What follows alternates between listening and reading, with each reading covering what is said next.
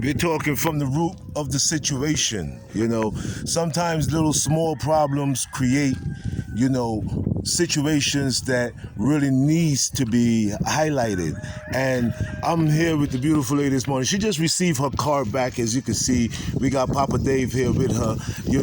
Now we just want to get this story from the beginning. And I would like to ask you a few questions. You could probably say your name. If you don't choose to, it's okay. But we'd like to know about the incident that took place with you and Clifford Corbin.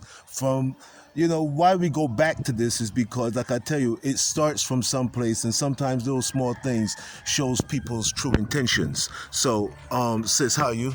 I'm good. Okay, great. Can you give us your story? Yeah, it was about 2 Saturdays ago, because tomorrow coming will be 2 weeks. And Alex, now knowing his name, he came down with the Bobcat. My car was parked over this side. Where the white car is. My car was parked over there. Right. And I saw Alex maneuvering with the Bobcat.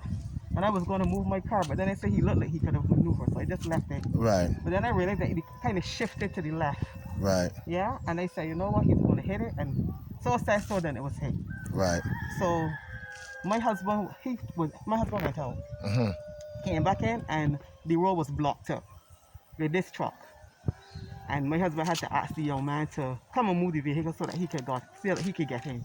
Right. And when he came down, I said to him, well, the Bobcat just hit my vehicle. He gave me a card, or should I say, push the card at me. Who's him? I know his name, Clifford. Clifford Corbin. Okay. Yeah, he pushed the card at me and went along. So then I decided I would call the police and the insurance, because I know nothing about Clifford.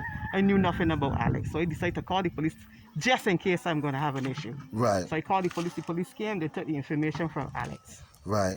And basically that was it until yesterday, when they heard, well, Dave would have sent me a voice message Right. with what Clifford said. Right. And I then understand then that it was as a result of all of this that went on. And it was just a simple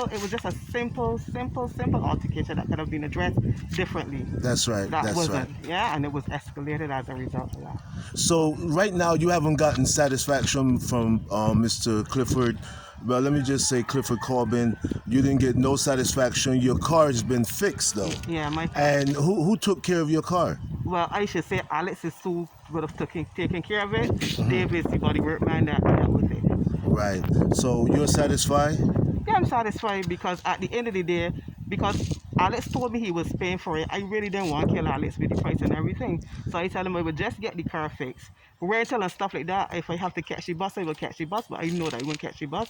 Right. So at the end of the day, it was for me personally to assist Alex, because I could not have sat here and let Alex take this burden for something that he was called to a job to do, basically. Well, you know that Alex lost his job.